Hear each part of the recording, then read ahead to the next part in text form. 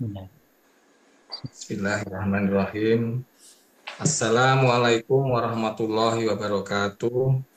Waalaikumsalam Waalaikumsalam warahmatullahi wabarakatuh. Alhamdulillah. Nahmaduhu wa nasta'inu wa nastaghfiruh wa na'udzu billahi min syururi anfusina wa Imam min itu Pak, sayyiati keluar a'malina. nanti Pak. May Imam. yahdihillahu fala mudilla lahu wa man Iya. yudlil fala hadiya lahu. Wa asyhadu an la Nah, ilaha illallah wa gara-gara asyhadu anna la kesenangan itu syarika Bapak. lahu. Asyhadu anna Muhammadan wa abduhu wa rasuluh.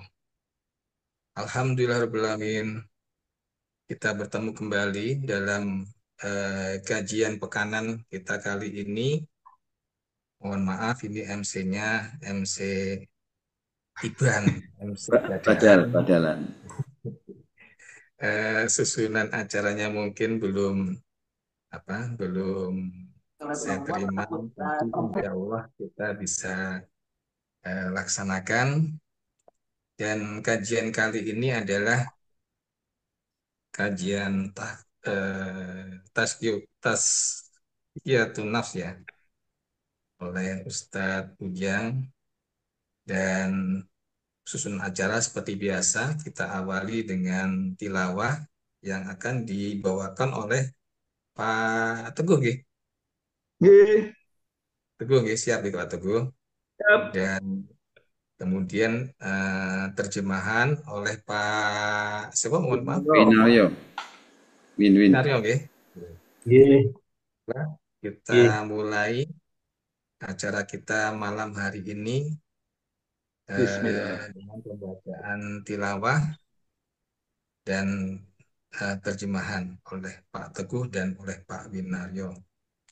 Tafadhol Maskuro. Assalamualaikum warahmatullahi wabarakatuh. Waalaikumsalam warahmatullahi wabarakatuh. A'udzu billahi minasy syaithanir rajim. Bismillahirrahmanirrahim. Amma yatasaalun anin naba'il azim. Alladhi hum fihi mukhtalifun. Kalla saya'lamun. Summa kalla saya'lamun. Alam naj'al lil ardo mihada wal jibala autada wa khalaqnakum azwaja wa ja'alna naumakum subata wa ja'alna laila libasa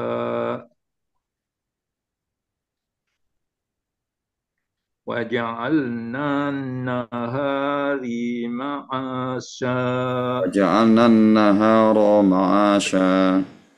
wa ja'alna nahara ma'asa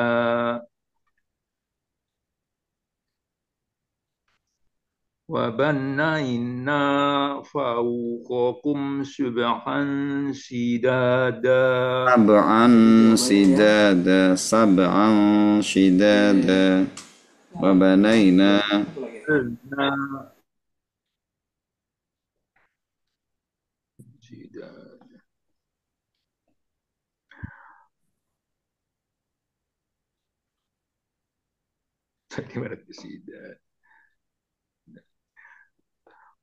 Fabanaina fawqakum sab'an sidada waja'alna sirajan wahaja wa anzalna minal mu'sirati ma'an sajjaja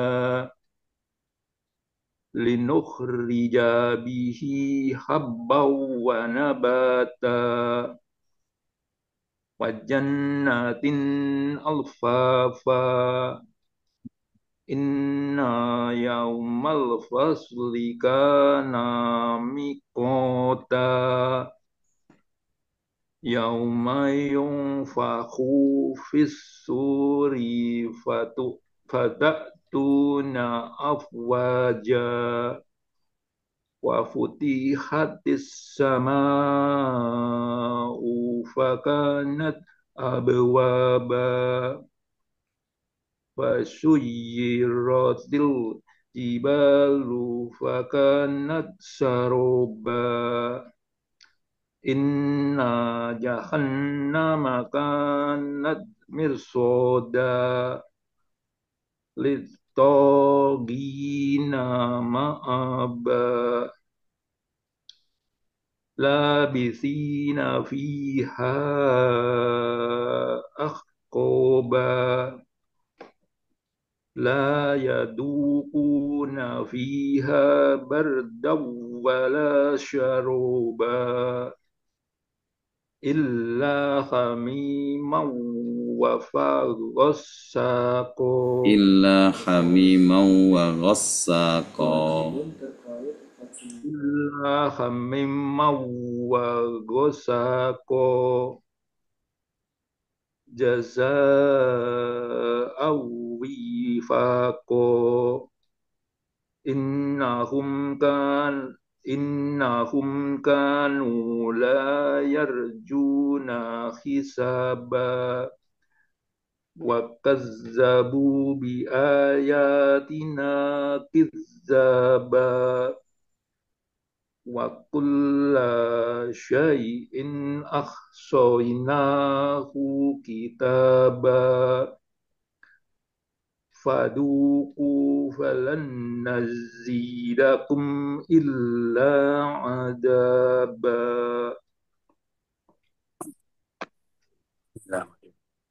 Tentang apakah mereka saling bertanya-tanya? Tentang berita yang besar, hari berbangkit, yang dalam hal itu mereka berselisih. Tidak, kelak mereka akan mengetahui. Sekali lagi tidak, kelak mereka akan mengetahui. Bukankah kami telah menjadikan bumi sebagai hamparan dan gunung-gunung sebagai pasak, dan kami menciptakan kamu berpasang-pasangan, dan kami menjadikan tidurmu untuk istirahat, dan kami menjadikan malam sebagai pakaian, dan kami menjadikan siang untuk mencari penghidupan, dan kami membangun di atas kamu 7 langit yang kukuh, dan kami menjadikan pelita yang terang benderang matahari, dan kami turunkan dari awan air hujan yang tercurah dengan hebatnya, untuk kami tumbuhkan dengan air itu biji-bijian dan tanam-tanaman, dan kebun-kebun yang rindang. Sungguh hari keputusan adalah suatu waktu yang telah ditetapkan, yaitu pada hari ketika sangkakala ditiup, lalu kamu datang berbondong-bondong, dan langit pun dibukalah, maka terdapatlah beberapa pintu. Dan gunung-gunung pun dijalankan sehingga menjadi fata morgana. Sungguh neraka jahanam itu sebagai tempat mengintai bagi penjaga yang mengawasi isi neraka. Menjadi tempat kembali bagi orang-orang yang melampaui batas. Mereka tinggal di sana dalam masa yang lama. Mereka tidak merasakan kesejukan di dalamnya dan tidak pula mendapat minuman selain air yang mendidih dan nanah sebagai pembalasan yang setimpal. Sesungguhnya dahulu mereka tidak pernah mengharapkan perhitungan, dan mereka benar-benar mendustakan ayat-ayat kami. Dan segala sesuatu telah kami catat dalam suatu kitab, buku catatan amalan manusia. Maka karena itu rasakanlah, maka tidak ada yang akan kami tambahkan kepadamu selain azab. Assalamualaikum warahmatullahi wabarakatuh. Salam. Waalaikumsalam. Waalaikumsalam warahmatullahi Tuh.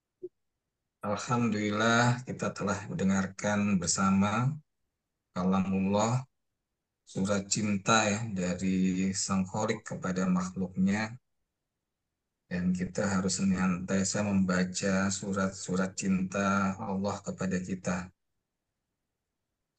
Baiklah, hari ini tidak ada sambutan dulu, kita bisa langsung, dan tentunya kita punya waktu yang lebih longgar, lebih luasa untuk mendengarkan penjelasan dari kitab Tahiyatun Nafs yang akan dibawakan oleh Dr. Ujang Supriyadi. Untuk itu kepada Ustadz kami persilahkan, tafadhol mashkur. Insyaallah. Barakallahu fikum wa jazakumullah khairan. Bismillahirrahmanirrahim. Assalamualaikum warahmatullahi wabarakatuh. Waalaikumsalam warahmatullahi wabarakatuh. Alhamdulillah, alhamdulillahi hamdan katsiran tayyiban mubarakan fih kama yuhibbu rabbuna wa yardah. Asyhadu an la ilaha illallah wahdahu la syarikalah wa asyhadu anna Muhammadan abduhu wa rasuluhu alladzi la nabiyya wa la rasula ba'dah. Subhanaka la ilma lana illa ma 'allamtana innaka antal alimul hakim. Allahumma inna nas'aluka ilman nafi'a wa rizqan halalan tayyiban mubaraka wa amalan salihan mutaqabbala amin ya rabbal alamin summa ma ba'd. Alhamdulillah wa syukurillah, Bapak, Ibu-ibu, para ustadz, ustazah, hadirin, hadirat yang dirahmati Allah Subhanahu wa taala. Pertama-tama kita selalu bersyukur dan memperbaharui kesyukuran kita kepada Allah, karena kalau kita renungkan, pikirkan dalam-dalam, amat banyak sekali kenikmatan-kenikmatan yang Allah berikan kepada kita. Terkhusus nikmat iman, nikmat Islam, nikmat sehat walafiat, termasuk alhamdulillah ini hampir rata di banyak tempat Allah turunkan karunia berkah berupa hujan. Mudah-mudahan ini mengundang rahmat Allah, keberkahan dari Allah Subhanahu wa taala. Amin ya rabbal Amin alamin. ya rabbal alamin. Salawat dan salam kita bacakan, sanjungkan kepada kasih kita Habibana wa Nabiyana Muhammad sallallahu alaihi wasallam, pada para keluarganya, para sahabatnya, tabi'in, tabi'ut tabi'in, dan tentu kita semua sebagai umatnya, mudah-mudahan kita mendapatkan syafaat dan dikumpulkan di surganya Allah Subhanahu wa taala. Amin ya rabbal alamin. Izinkan pada malam hari ini kita melanjutkan tema pembahasan dari kitab Tazkiyatun Nafs yang ditulis oleh Syekh Dr. Ahmad Farid, ya. Dan pada malam hari ini kita akan membahas salah satu di antara tema yang amat sangat penting dalam kajian Tazkiyatun Nafs, pensucian jiwa, yaitu al-qalbu, terkait dengan hati. Ya, makanya Bapak, Ibu-ibu sering ada ungkapan hati-hati dengan hati. Nah, karena apa? Hati ini sesuatu yang kecil, tidak begitu besar, tidak nampak kadang-kadang, tapi ini yang akan kadang-kadang banyak menentukan apakah kita selamat di dunia sampai nanti di akhirat, ya. Nah, yang pertama, kata pengarang kitab ini yaitu coba perhatikan dan simak baik-baik firman Allah Subhanahu wa taala yang ada di surah Al-Isra ayat yang ke-36, dan ini menunjukkan hati ini penting. Dan kalau Allah memandang sesuatu penting, itu kita sebagai makhluk Allah juga harus pandangannya sama dengan Allah, menganggap bahwa pembahasan hati ini juga penting, ya. Apa kata Allah? A'udzu billahi minasyaitonir rajim. Inna sam'a wal basara wal fuada kullu ulaika kana anhu mas'ula. Inna sam'a, sesungguhnya as-sama', pendengaran. Nah, makanya ini termasuk amanah Allah, ya. Pendengaran kita, kata sungguhnya pendengaran itu. Wal basara, penglihatan mata kita. Wal fuada, dan hati kita. Dan kalau hati disebutkan al-qalbu, itu mencakup memang yang ada dalam dada kita ini, termasuk pikiran kita, niatan kita, ini masuk di dalamnya. Ya. Nah, wal fuada dan hati kullu semuanya ini, ya, khususnya yang tiga yang disebutkan oleh Allah yaitu pendengaran, penglihatan dan hati, semuanya ulaika kana anhu mas'ula. Semuanya akan diminta pertanggungjawaban di hadapan siapa? Allah Subhanahu wa taala. Bapak Ibu yang dirahmati Allah, kalau kita punya proyek, harus bikin laporan, itu kita mengerjakannya serampangan atau hati-hati betul? Nah, pasti hati-hati betul ya kan? Karena nanti harus ada LPJ-nya, laporan pertanggungjawabannya ini. Ya, uangnya berapa, dulu RAB-nya berapa, kemudian yang terlaksana berapa, ya kan? Nah, itu kan ada pertanggung, apalagi yang kaitannya umpamanya dengan proyek pemerintah dan lain sebagainya. Ini pasti besar tanggung jawabnya. Proyek yang hanya personal saja, ini akan diminta pertanggungjawaban, diminta dijelaskan kenapa, berapa, dan lain sebagainya. Nah, ini pendengaran kita, penglihatan kita, kata Allah, pasti itu nanti akan Allah pertanggungjawabkan. Akan ditanya satu persatu, dan ini amat sangat penting terkait dengan al-qalbu. Walama kana al-qalbu li hadhihi al-a'dha kal malikil mutasarrifil junud. Yang namanya hati kalau diumpamakan dengan satu kelompok daripada yang namanya tentara, itu hati itu ibaratnya dia sebagai komandan, ya, sebagai rajanya, sebagai pemimpinnya. Ya, yang namanya pemimpin berarti yang akan menentukan al-junud, bala tentaranya. Ya, kan kalau dalam kemiliteran nggak boleh orang prajurit inisiatif. Dia harus selalu mengikuti siapa? Komandannya. Nah ini gerak-gerik kita, ucapan kita, ibadah kita, perilaku kita di antara yang banyak dominan memberikan pengaruh ya adalah apa? Hati kita. Makanya orang kalau hatinya bahagia, raut mukanya biasanya juga bahagia. Orang kalau hatinya sedang sedih, dari raut mukanya bahkan semua anggota tubuhnya pun merasakan apa? Kesedihan. Ya, makanya ini pembahasan tentang hati sangat penting dan termasuk ini dia ada di pembahasan awal-awal setelah membahas tentang ikhlas, ilmu, ya, dan keutamaan belajar. Tasduru kulluha an amri. Semua perilaku, ucapan, pikiran semuanya berasal dari hati. Wa yasta'miluha fi ma syaa fakulluha tahta ubudiyatihi wa qahrihi. Makanya orang yang baik akan memperlakukan hati ini sebisa mungkin dalam rangka ketaatan dan ibadah kepada Allah Subhanahu wa taala. Karena yang menciptakan kita, yang menciptakan hati kita semuanya adalah siapa? Allah Subhanahu wa taala. Karena ada hati yang al-istiqomah, dia senangnya kecenderungannya dengan keistiqomah. Ada juga hati nauzubillah yang kecenderungannya dengan azaik. Azaik itu dia menyimpang terus. Allah kan kita minta supaya ihdinas siratal mustaqim gitu. Nah, Allah kasih nih, kalau hidup mau bahagia ini petunjuknya yang dikerjakan ini, yang dijauhi ini. Nah ini hati yang lurus seperti ini aman. Tapi ada hati kecenderungan kadang-kadang mengkol, mengkol, kemudian belok lagi. Nah ini harus kita terus luruskan. Supaya apa? Hati kita menjadi hati yang memang yang sesuai yang diinginkan oleh siapa? Oleh Allah Subhanahu wa taala. Makanya ini juga dikuatkan selain tadi dalilnya Al-Qur'an surah Al-Isra adalah hadis Rasulullah Shallallahu Alaihi Wasallam. Hadis ini masyhur ya, dikenal, cukup familiar, yang diriwayatkan oleh Imam Bukhari dalam kitab Al-Iman dan Imam Muslim dalam kitab Al-Musaqah. Ya, apa kata beliau Shallallahu Alaihi Wasallam? Qala Nabi Shallallahu Alaihi Wasallam, Nabi Muhammad Shallallahu Alaihi Wasallam beliau bersabda, Ala wa inna fil jasadi mudghah. Kata Rasulullah, ketahuilah sesungguhnya dalam jasad kita ada mudghah, segumpal darah. Ya. Apa pentingnya Rasulullah terkait dengan segumpal daging ini? Idza saluhat saluhal jasadu kulluh. Jika ini yang kecil ini dia baik, maka yang lain insya Allah anggota tubuhnya jasadnya juga akan ikut baik, gitu ya. Dan kebalikannya nauzubillah kata Rasulullah, wa idza fasadat, dan kalau hati ini ya, benda ini, daging ini, segumpal darah ini rusak, fasadal jasadu kulluh, maka jasad yang lain juga pasti akan ikut apa? Rusak.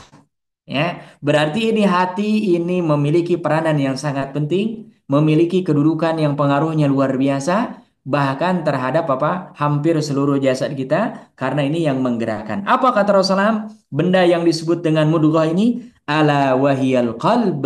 Ketahuilah bahwa benda itulah yang disebut dengan al-qalbu, atau istilah kita disebutnya apa? Hatinya. Jadi ini Bapak-bapak, Ibu-ibu yang dirahmati Allah Subhanahu wa taala, hati ini sangat penting. Hati ini harus kita manage, harus kita atur sesuai dengan yang diinginkan oleh Allah Subhanahu wa taala. Jangan sampai ada di antara kita yang sama Allah berikan wahyu turun Al-Qur'an, tapi hatinya malah dicondongkan selalu kepada az-zaid, ya, kesesatan, daripada yang namanya al-istiqomah. Nah, kita sebisa mungkin makanya kita minta dalam doa kita, ya, dalam sholat kita selalu tiap rakaat kita baca apa? Ihdinas siratal mustaqim, ya. Ini saking pentingnya kita minta supaya hati kita senantiasa bersih, lurus, ya, tawajuhnya kepada Allah Subhanahu wa taala. Makanya para ulama tazkiyatun nufus memberikan penjelasan bahwa hati ini aqsamul qulub salasah. Hati ini terbagi ke dalam 3 kelompok, 3 bagian. Setiap kita, saya, Bapak, Ibu-ibu semua yang hadir di sini harus ngecek hatinya termasuk kategori yang mana. Kalau yang sudah baik, bersyukur kepada Allah, kemudian berusaha kita istiqomahkan dan kita jaga.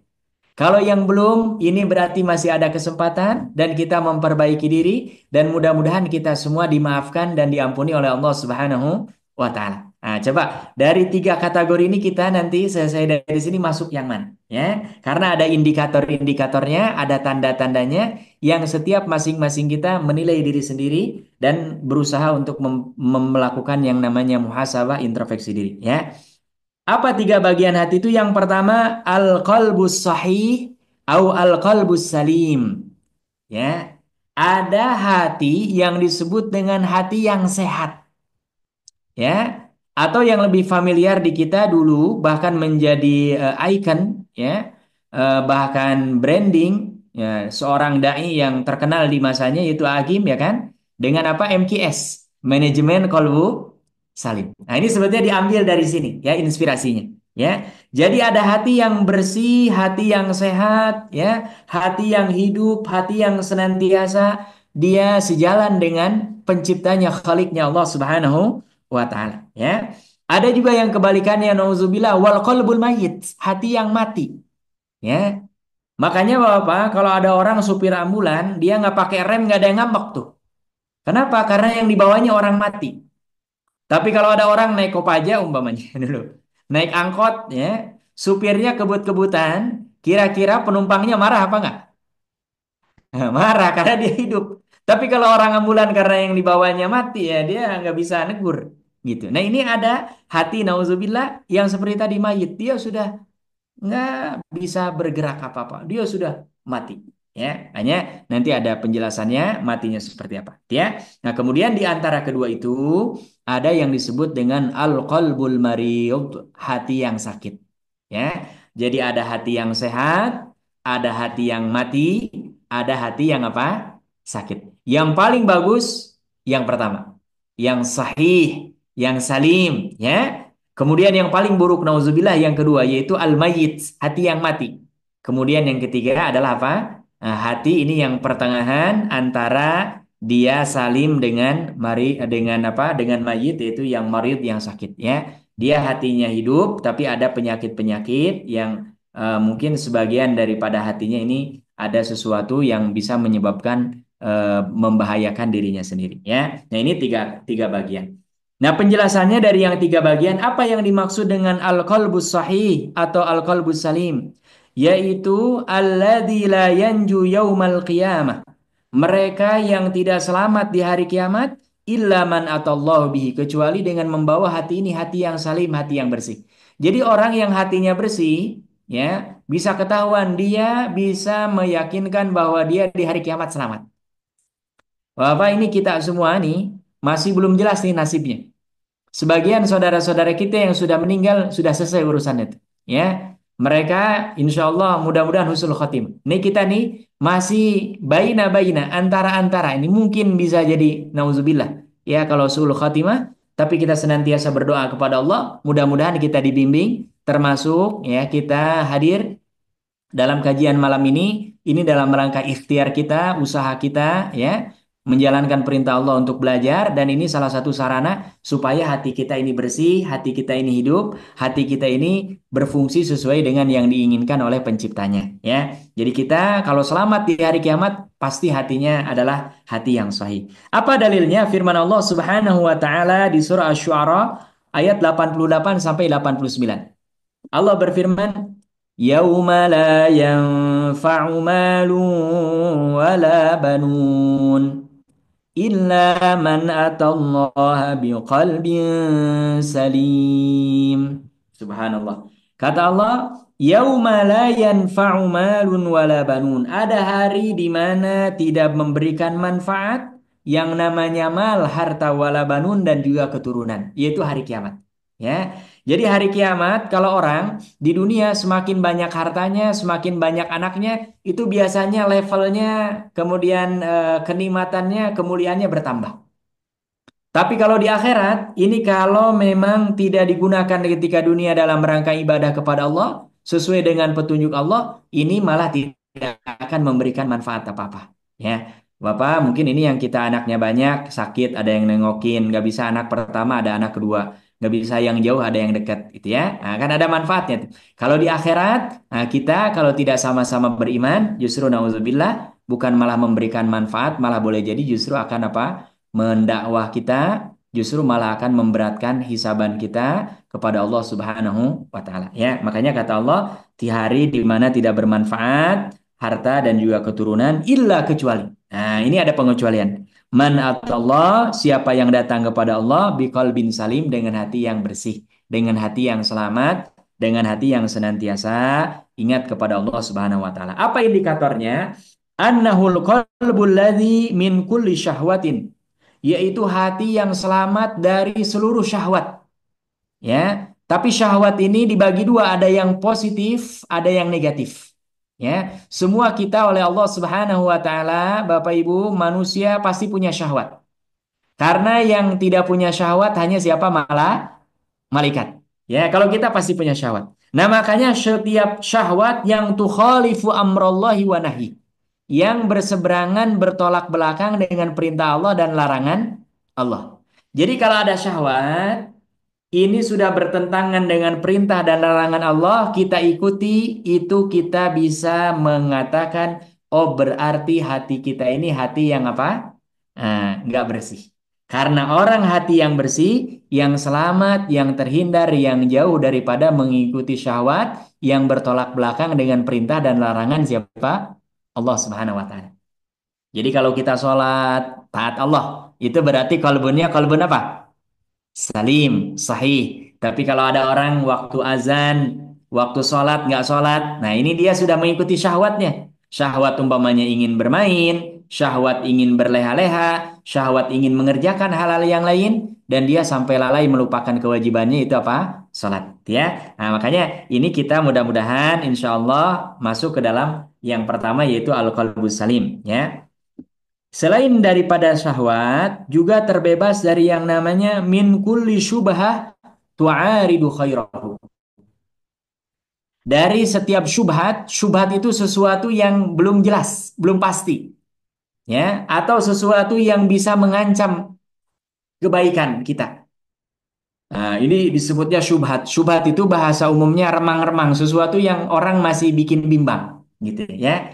Saya ibadah atau nggak ibadah? Nah, itu syubhat tuh, ya. Nah, banyak. Atau ada orang sudah ibadah, dia masih tergoda dengan hal ini, hal itu. Nah, ini juga termasuk harus kita hindari. Kalau kita selamat dari syahwat yang dilarang oleh Allah, ya, kemudian kita terbebas dari syubhat sehingga kita dengan kebaikan kepada Allah, maka orang ini dia termasuk hatinya hati yang apa? Selamat, hati yang bersih, ya. Nah, kemudian Bapak Ibu yang dirahmati Allah Subhanahu wa taala, ya. Ini dalilnya adalah firman Allah Subhanahu wa taala, ya, yang ada di surah Al-Hujurat ayat yang pertama. Allah berfirman, "Ya ayyuhalladzina amanu la tuqaddimu baina yadayillahi wa rasulih Wattaqullaha innallaha sami'un alim. Nah, dari ayat ini hati yang bersih adalah hati yang senantiasa ikut Allah dan Rasulnya. Ya, karena apa kata Allah? Ya ayyuhalladzina amanu. Wahai orang-orang yang beriman. La tuqaddimu baina yadayillah. Jangan dahulukan ketika berhadapan dengan Allah, maksudnya perintah Allah, ya, wa rasulihi dan Rasulnya. Nah, apa ini? Tapi kata Allah Subhanahu wa taala wattaqullah, bertakwalah kepada Allah. Makanya orang-orang yang beriman passwordnya, rumusnya apa? Sami'na wa ata'na. Kalau datang perintah dari Allah, larangan dari Allah, dari Rasulullah, dan karena ini adalah utusan Allah yang mendapatkan mandat dari Allah, maka kita dengar. Perintah kita lakukan. Larangan kita hindari dan kita jauhkan. Ya. Wattaqullah, bertakwalah kepada Allah. Innallaha sami'un alim, karena Allah maha mendengar dan juga maha mengetahui. Ya, kira-kira apa? Kalau kita tanya, kita masuk ke dalam kelompok yang pertama apa enggak? Nah, ini jawabannya kita masing-masing. Ya, rahasia kita dengan Allah dan tidak perlu dibocorkan kepada yang lain. Ya, karena apa? Tadi, kalau kita sudah baik, bersyukur kepada Allah. Nggak boleh ada ujub, nggak boleh ada merasa iyalah saya. Nggak boleh. Karena itu juga termasuk yang bisa mengotori. Tapi kalau ada yang belum, ini juga kesempatan dalam Islam, tidak ada yang namanya apa kata terlambat. Nah, coba kita perbaiki ya. Mudah-mudahan kita wafat dalam keadaan apa, husnul khatimah ya, husnul khatimah. Ini mudah-mudahan jelas ya. Bagian yang pertama namanya qalbun sahih atau qalbun salim, hati yang sehat atau hati yang selamat, yang bersih ya, yang senantiasa taat kepada Allah, ikut Rasulullah Sallallahu Alaihi Wasallam, ikut aturan Allah, ikut aturan Rasulullah. Syahwatnya dia tidak lampiaskan terhadap hal-hal yang dilarang oleh Allah, apalagi hal-hal yang memang diperintahkan oleh Allah dia berani meninggalkan. Termasuk semua yang dilakukan berdasarkan perintah Allah dan perintah Rasulullah Shallallahu Alaihi Wasallam itu menjadi prioritasnya. Maka ini ciri-ciri indikator bahwa hatinya hati yang salim atau yang sahih. Ya, ini yang pertama. Yang kedua, al-qalbul mayyit, hati yang mati. Itu siapa? Wahuwa diddul qalbis salim, yaitu kebalikan daripada hati yang bersih. Ya, fahuwa la ya'rifu rabbahu. Salah satu indikatornya yaitu hati yang tidak mengenal Rabbnya, tidak mengenal Tuhannya, tidak mengenal Allah Subhanahu wa taala. Dan bapak-bapak, ibu-ibu, kalau kita mau mengenal Allah banyak pendekatannya. Dengan asmaul husna, walillahil asmaul husna. Ya, sama dengan kita nggak pernah ketemu dengan tokoh umpamanya sebutkan siapa, tapi kita mendengar kebaikan-kebaikannya. Kadang-kadang kita termotivasi. Tuh. Orang memang di dunia ini nggak mungkin berjumpa dengan Allah secara indrawi, nggak mungkin, mustahil.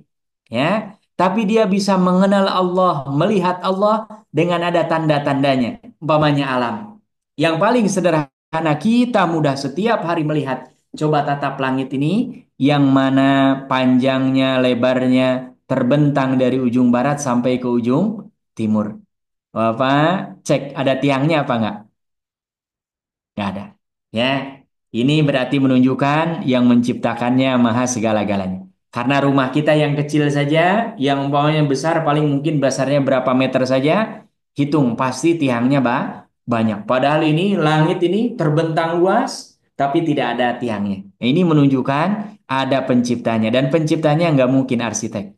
Ya, karena setiap bangunan pasti menghajatkan yang namanya apa? Tiang. Tapi ini langit yang begitu luas ini tidak ada tiangnya sama sekali. Bahkan Allah mengulang-ulang kepada kita, farji'il basara. Ulang lagi. Coba, jangan-jangan langitnya ada yang bocor kali. Nah, hal tara min futur, kata Allah. Lihat ada yang bocor, ada yang bermasalah nggak langitnya. Atau jangan-jangan salah lihat sebetulnya ada tiangnya. Nah, ini Allah mengingatkan kita. Supaya apa? Kita ini mengenal Allah Subhanahu wa taala. Kalau ada orang yang sampai hari ini belum mengenal Allah Subhanahu wa taala, itu berarti hatinya hati yang apa? Mayit. Ya. Nah, ini yang disebut dengan al-qalbul mayyit. Kemudian juga yang dimaksud dengan al-qalbul mayyit, wala ya'buduhu bi amrihi wala yuhibbu wa ma yuhibbuhu wa yardah.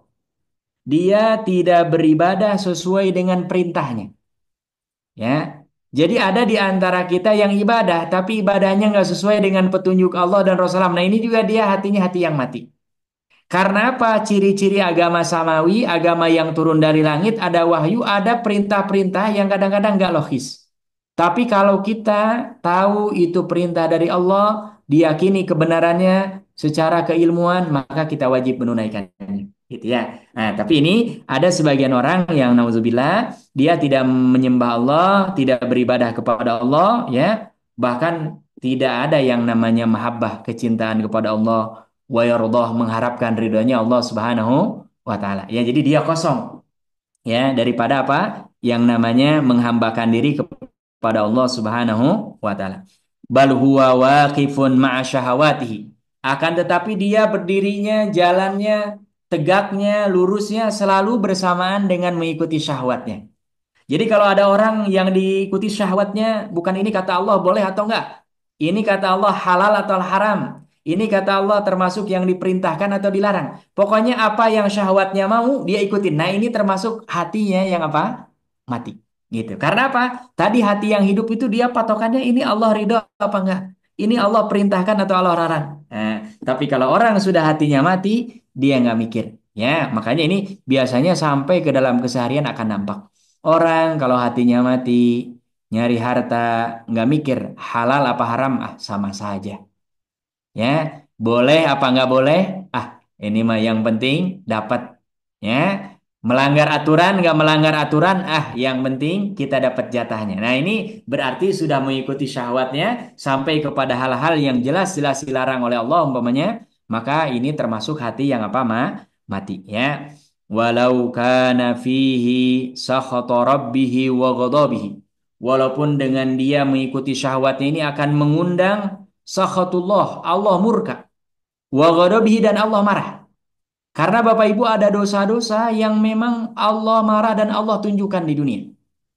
Ya, termasuk apa? Dosa yang tidak boleh kita sepelekan, dosa amar ma'ruf nahi mungkar. Bapak Ibu kalau lihat ada orang mabok minimal tanya, "Kamu kenapa mukanya merah?" Ya, kalau ada orang lihat mencuri, ingatkan dia. Karena boleh jadi dia mencuri bukan karena kebiasaan, bukan karena profesi dia, dia lalai. Keimanannya sedang turun. Mudah-mudahan dengan diingatkan ada amar ma'ruf nahi munkar, dia balik lagi. Tapi kalau di sebuah masyarakat, di sebuah kampung, di sebuah komunitas, ada kemungkaran yang dibiarkan, itu nanti akan merambat, merambat, merambat, dan termasuk boleh jadi tinggal menunggu kita gilirannya akan menjadi korbannya, bahkan bisa jadi pelakunya. Gitu. Makanya ini harus amar ma'ruf nahi mungkar. Ya, kita di dunia ini, jangankan di masa kita sekarang, di masa Nabi saja orang berzina ada. Hanya turun ayat tentang zina. Di masa Nabi saja orang mencuri ada. Makanya turun ayat tentang pencurian. Nah, tapi di masa Nabi itu sangat minim sekali. Dan orang ketika terjadi diingatkan, mereka kembali lagi kepada Allah Subhanahu wa taala, balik lagi karena khilaf, tidak tahu atau mengikuti hawa nafsu. Tapi kalau orang sudah patokannya rajanya adalah syahwat, maka dia tidak akan menghiraukan, tidak akan memikirkan apakah ini disukai oleh Allah Subhanahu wa taala atau tidak. Yang penting dia faza bi syahwati, mendapatkan kepuasan-kepuasan syahwatnya terpenuhi sehingga apa? Dia tidak mengindahkan apa yang dilarang dan diperintahkan oleh Allah Subhanahu wa taala ya. Nah, ini ciri daripada apa? Hati yang mati ya. Mudah-mudahan kita enggak ya. Nah, yang mungkin Bapak Ibu yang dirahmati Allah Subhanahu wa taala adalah jenis yang ketiga al-qalbul marid, hati yang sakit ya. Ini sangat hakul yakin. Kalau saya secara pribadi kita terjangkit ini ya. Hati yang apa? Yang sakit. Ya, jadi badan kita masih tegak, berdiri, bahkan secara luarnya kelihatan sehat, tapi sebetulnya dalam tubuh kita ini umpamanya ada titik-titik tertentu yang sudah ada penyakit, bahkan penyakitnya akut. Ya, kalau kita tahu ada sakit, diobati insya Allah sembuh. Yang bahaya tahu ada sakit, dibiarkan. Nah, ini bisa jadi nauzubillah nanti penyakitnya tambah parah, bahkan bisa komplikasi menyebar ke penyakit-penyakit yang lain, gitu ya. Nah, makanya jenis yang ketiga disebutnya ini lebih rendah daripada level yang kedua, ya qalbul mayyit adalah al-qalbul marid, hati yang sakit. Apa yang dimaksud dengan hati yang sakit? Qalbun lahu hayah, hati yang masih hidup. Jadi kalau yang mati itu sudah tertutup, sudah. Ya, dia sudah nggak ada gerakannya, sudah nggak ada. Jadi kalau Allah udah nggak ada, dia nggak mendengar suara azan itu. "Ah, ini ngapain nih? Berisik." Ya, jangan kan dia ingat Allah, apalagi menjawab panggilan muazin setelah azan dia berdoa ini. Apaan sih? Zaman 2024 masih ada Allahu Akbar, Allahu Akbar. Nah, itu udah tertutup. Ya. Nah, beda dengan qalbul marid, ini masih ada hidup tuh. Dia kadang-kadang azan ingat salat, tapi kadang nggak salat. Nah, ini dia masih ada hidup. Wabihi illatun. Hanya sayang, walaupun hatinya ini masih hidup, ada penyakit. Ya, dan tadi penyakit semakin kronis, bahaya akut, semakin juga nanti dampaknya terhadap tubuh berbahaya. Tamuduhu hadhihi marratan wa hadhihi ukhra, yang mana penyakit ini kadang-kadang mempengaruhi kestabilan tubuhnya, kestabilan hatinya. Kadang-kadang hatinya kalau kecenderungannya kepada yang sehat, dia sehat. Kalau kecenderungannya kepada yang sakit, nah, ke bawah juga. Nah, makanya ini posisinya berada di tengah-tengah, ya. Jadi mana yang dominan, maka itu yang akan mempengaruhi. Ini ciri-ciri orang yang apa? Yang hatinya sakit, biasanya dia belum stabil. Umpamanya, sholat 5 waktu, ya kadang-kadang kalau ingat sholat, nah ini hatinya sedang hidup, ya. Nah, dia hanya ada penyakit. Begitu waktu lain sibuk umpamanya, nah dia nggak sholat. Ini termasuk orang yang apa? Hatinya sakit, ya. Fafihi min mahabbatillah. Orang yang hatinya sakit, dia masih ada mahabbatullah. Kalau orang yang tadi qalbul maut itu udah nggak ada tuh. Ya, nggak ada dia kecintaan kepada Allah, rindu berjumpa dengan Allah, senantiasa mengingat Allah, mengingat-ingat kebaikan Allah. Kita ini yang menciptakan Allah, tinggal di bumi Allah, semua pemberian Allah. Nggak ada tuh orang yang hatinya sudah mati. Tapi kalau orang yang hatinya sakit masih ada mahabbatullah. Jadi kadang-kadang dia dosa, tapi ingat nangis dia. Tapi malah dosa lagi. Nah, ini orang hatinya sakit nih. Ya, dia masih hidup, ada tanda-tanda kehidupan dalam hatinya, hanya kadang-kadang muncul penyakit-penyakit. Nah, penyakit ini harus didiagnosa penyakitnya apa, diberikan obatnya, ya, dosisnya berapa dan lain sebagainya. Nah, ini yang memang pentingnya apa ilmu tazkiyatun nafs, ya. Nah, mudah-mudahan kalau ada di antara kita, termasuk saya, ini yang hatinya sakit, ya, ada mahabbah kepada Allah, tapi kadang-kadang bermaksiat.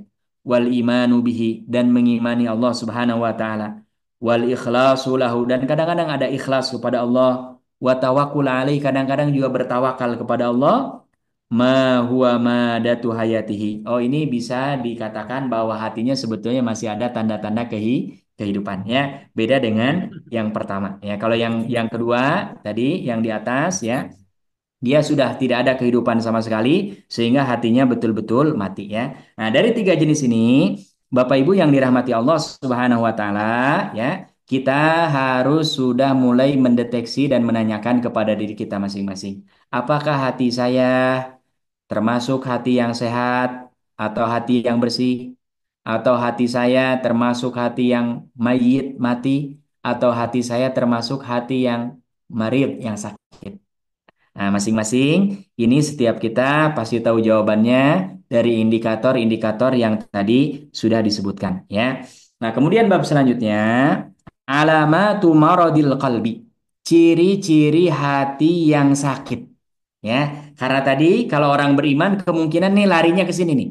Dia hatinya masih hidup tapi kadang-kadang ada penyakitnya yang mengganggu, ya. Faqad yamradul qalbul abdi. Yang namanya hati seorang hamba kadang-kadang dia terkena dengan penyakit, kena virus. Wa yashtadul marad. Ada yang sakitnya itu biasa, ada yang sakitnya itu parah. Syadid artinya sakitnya kronis. Wala ya'rifu bihi sahibahu. Dan yang lebih berbahaya, orang tidak tahu kalau hatinya sakit. Nah, ini paling tinggi, ini bahaya. Ya, bal qad yamutu wa sahibuhu la ya'rifu bimautihi. Bahkan yang lebih parah lagi, ada orang yang hatinya sudah mati, tapi orang yang punya hatinya nggak tahu kalau hatinya sudah mati. Nah, ini lebih berbahaya, ya. Apa tanda-tanda daripada hati yang mati? La tu'limuhu jarahatul ma'asi. Ini dalam ini bahasanya ini, ya. Orang yang tidak merasakan sakit ketika banyak luka-luka yang disebabkan oleh kemaksiatan. Bapak, kalau tubuh kita nih ditusuk-tusuk pakai silet nih. Kalau orang masih normal bakal ngerasa sakit apa enggak? Sakit, ya kan? Ya. Nah ini yang bahaya, ada orang sakit hatinya dia maksiat, maksiat, tapi dia nggak merasa maksiat. Ya, dia nggak malu kepada Allah. Diingatkan lewat ceramah. Bahkan ada yang mungkin ditegur secara personal. Bahkan ada yang ditegur langsung oleh Allah dengan musibah. Dengan isyarat-isyarat yang kadang-kadang begitu keras. Gitu ditegur oleh Allah. Tapi dia nggak merasa. Karena apa? Sakitnya, luka, kemaksiatan itu dia udah kebal tuh. Ya, sama dengan orang pemain tinju, pukulan biasa itu udah tek tek. Kalau orang seperti saya ditonjok sekali langsung penyok ini pasti biru, ya kan? Tapi kalau orang pemain tinju, kalau pukulan biasa, nah itu orang kalau sudah hatinya mati dia maksiat itu udah, masya Allah, nauzubillah, ya. Makanya ini tadi kalau ada yang terindikasi seperti itu harus segera diobati. Karena apa? Kalla balrona. Kalau dibiarkan nanti dia akan betul-betul jadi hitam. Dan kalau sudah hitam, membersihkannya ya mungkin, tapi biasanya amat sangat berat ya. Makanya ini penting ya. Jadi kita nih kalau dosa, berbuat maksiat, sudah nggak merasa dosa lagi, ini termasuk tanda hati kita bermasalah. Hati kita sakit, bahkan boleh jadi hati kita apa? Mati. Wala yuwajji'uhu jahluhu bil haqq, dan dia tidak merasa apa-apa padahal dia jahil terhadap kebenaran, ya. Jadi ada orang yang nggak punya standar benar salah menurut agama yang hakul yakin pasti. Karena kalau yang lain produk akal ini kebenaran dengan ketidakbenar kadang-kadang beda, kepala lain penilaiannya.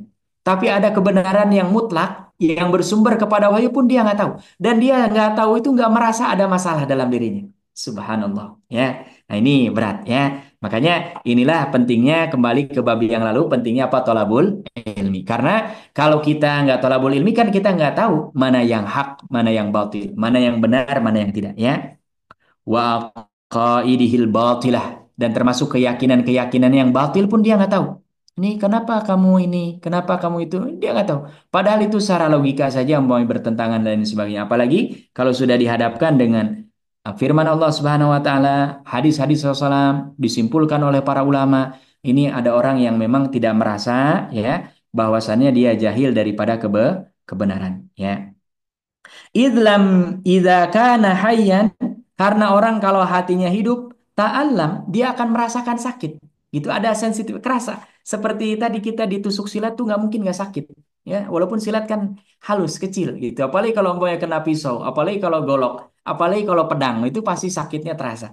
Tapi ini ada orang yang nggak sakit. Orang padahal kalau dia hidup pasti akan merasakan apa? Sakit. Ya, biwurudil qabaihi alaihi, dengan adanya melekat padanya keburukan-keburukan. Orang yang maksiat itu, Bapak Ibu yang dirahmati Allah, pasti yang menempelnya juga nggak mungkin kebaikan. Orang yang bermaksiat kepada Allah, maka yang nempel pada pikirannya, pada hatinya, pada perilakunya adalah qabaih, pasti yang buruk. Ya, sederhananya, apa yang kita konsumsi itulah yang jadi tenaga kita. Kalau umpamanya kita makannya A, itulah yang akan ada nanti jadi kalkulasi dalam tubuh kita, apakah protein, vitamin, dan lain sebagainya. Nah, nggak mungkin kalau hamba orang yang dia bermaksiat, maksiat terus kepada Allah, kalau hatinya hidup pasti dia ada sensi, oh ini udah nggak benar nih, harus balik lagi kepada Allah. Tapi ini dia tidak merasakan. Karena apa? Tadi hatinya sudah terkunci, ya. Dia sudah tertutup ataupun sakit, sakitnya cukup parah. Wa ta'allama bijahlihi bil haqq, dan dia akan merasakan sakit yang luar biasa ketika dia jahil terhadap kebenaran, ya. Nah, ini orang kalau hatinya hidup nggak mungkin nggak merasakan. Makanya kalau ada yang seperti ini, pasti dia hatinya adalah hati yang apa? Yang mati, atau hati yang ada penyakit, ya. Kemudian di antara ciri-ciri amrodul qulub, penyakit-penyakit hati adalah uduluha anil agdiyatin nafi'ah ila dharrah, yaitu ketika seseorang lebih sering mengkonsumsi hal-hal yang memadorotkan daripada hal-hal yang bermanfaat. Ya, ciri hati kita ini konsumsi dalam artian bisa jadi materi, ya makanan, konsumsi termasuk informasi, berita, pemikiran. Ciri-ciri orang yang hatinya sakit itu dia dikasih yang baik-baik tuh nggak mau, milihnya malah yang buruk, yang bermanfaat nggak mau, milihnya malah yang mudarat. Subhanallah. Makanya saya kaget tuh beberapa hari lalu orang konser udah mau bayar. Yang kedua nggak sholat tuh dia, nggak tahu sholat mau di mana. Kemudian pulang malam-malam, bahkan tengah malam, bahkan kalau yang dia nggak bawa kendaraan, kadang-kadang nyari kendaraan umum juga susah, gitu ya. Tapi dia malah senang. Padahal itu ada madorotnya. Tapi kalau ke majelis ilmu, deket rumahnya, hanya berapa langkah, dia nggak ada keterpanggilan. Padahal nggak mesti bayar kalau mau sedekah, sedekah, nggak ada masalah. Bahkan DKM-nya senang. Tapi ini dia cenderungnya mendingan ini berbayar walaupun nggak ada manfaatnya, bahkan banyak madorotnya, ketimbang mengambil manfaat walaupun sekali tidak berbayar. Nah, ini kalau ada yang seperti ini, indikator hatinya sudah sakit. Perbandingannya Bapak Ibu yang dirahmati Allah, saya sering mengatakan ya, contohnya orang kalau ke mall, di mall itu 1 jam parkirnya 5.000. Penuh apa enggak? Penuh ya kan? Di masjid, sebagian besar masjid-masjid kita itu bahkan nggak ada parkir. Nggak ada parkir. Tapi Bapak Ibu bisa jadi perbandingan. Ya, termasuk kita ini harus menanyakan mobil kita, motor kita sering lama parkir di masjid apa di mall? Sering lama parkir di tempat kebaikan apa keburukan? Itu salah satu indikator hati kita ini sakit atau tidak sakit. Ya, karena apa? Hati yang sehat pasti akan dia cenderung mengambil manfaat, baik itu manfaat duniawi yang dekat di dunia, apalagi manfaat ukhrawi yang nanti apa? Di akhirat. Tapi ini ada yang kecenderungannya terus dia mencarinya adalah asupan-asupan yang membuat dia lebih dekat kepada kemadorotan daripada kebermanfaatan ya. Wa'uduluha 'anid dawa'in nafi' ila da'i haddar. Dan ketika hati seseorang lebih cenderung kepada obat-obat ya, dia berlari dari obat-obat yang bermanfaat kepada penyakit yang membahayakan. Tadi, orang harusnya penyakit jangan dicari, ini malah sudah sakit nggak mau diobati. Jadi dia ketika ada penyakit, bukannya diobati malah justru nambah penyakit baru. Subhanallah. Ya. Nah ini ciri orang yang hatinya sudah apa? Sudah sakit. Fal qalbus sahih, karena orang yang hatinya sahih, yang sehat, pasti dimanapun siapapun yang akalnya sehat akan memilih yang bermanfaat daripada yang madharat. Akan memilih yang menjadi obat daripada yang menjadi penyakit. Tapi orang kalau hatinya sudah sakit, dia tadi akan kecenderungannya kebalikannya ya. Makanya nauzubillah, summa nauzubillah. Adapun alamatus sihatil qalbi yang terakhir, Bapak Ibu yang dirahmati Allah, ciri-ciri hati kita sehat an yartahila anid dunya hatta yanzilu bil akhirah. Orang yang dia hidup di dunia secukupnya sesuai dengan kebutuhan dan dia serius mempersiapkan nanti bagaimana nasibnya di negeri akhirat. Jangan sampai Bapak Ibu, ini saya mengingatkan diri sendiri. Dunia kita terus melesat, tapi akhirat kita meleset. Dunia kita terus naik tinggal landas, tapi akhirat kita ditinggal landas. Artinya apa? Dunia kita begitu serius. Dicari, diupayakan, sampai ngutang, sampai apa. Tapi akhirat yang kekal abadi kita nggak pernah mikir seolah-olah kita akan hidup selamanya. Nah ini bahaya ini. Orang kalau yang seperti ini pasti dia hatinya bermasalah. Karena logika sederhana kita mau pulang kampung saja butuh bekal. Ada sebagian orang mungkin mau pulang kampung Ramadan tradisinya di kita Lebaran. Itu sepanjang tahun dia sudah nabung tuh. Ya, padahal orang liburan Ramadan itu paling lama saya kira nggak nyampe 10 hari. Padahal kita nanti akan kembali ke negeri akhirat, khalidina fiha abada. Berarti orang kalau hatinya hidup, pasti dia akan berusaha menyiapkan bekal yang terbaik sebanyak-banyaknya, karena memang di sana kekal abadi selama-lamanya. Ya, nah ini. Wa yahillu fiha hatta yabqa ka'annahu min ahliya. Bahkan orang yang hatinya bersih itu dia sebelum pindah ke akhirat, hatinya itu seolah-olah sudah ada di akhirat. Jadi dia setiap mau melakukan ini nanti gimana nasib saya di akhirat ini? Ya, dia pakai peci tanya, ini peci ini dari mana nih? Jangan sampai nanti di akhirat malah bukan jadi pemberat kebaikan malah keburukan karena pecinya punya orang mau diambil. Baju yang dia pakai dia tanya ini baju dari siapa? Beli, dikasih orang, hadiah, hibah. Karena kalau ini baju mau tiba-tiba baju orang digantungan diambil, ini akan mencelakakan di akhiratnya. Dia jadi dia fisiknya ada di dunia, tapi mikirnya, perasaannya seolah-olah dia sudah ada di mana negeri akhirat. Orang yang seperti ini, Bapak Ibu yang dirahmati Allah, hidupnya pasti hati-hati, gak gerasa gerusu, gak yang penting ah, nggak asal semua, yang penting ada nilai tambahnya, ada materinya, ada keuntungan duniawinya, nggak. Dia timbang betul bagaimana nasibnya ini di akhirat, ya. Kenapa? Karena yang namanya di akhirat itu nanti kekal abadi, ya. Jadi dia merasa seolah-olah dia sudah jadi penghuni akhirat, walaupun kakinya masih di bumi, tapi hatinya seolah-olah dia sudah di akhirat. Wa abnaiha, dan bahkan termasuk anak-anak yang sudah ada di negeri akhirat. Jadi ini walaupun kita hidupnya di dunia, tapi selalu kita ini hadirkan hati kita negeri akhirat. Salah satunya adalah dengan mengingat kematian.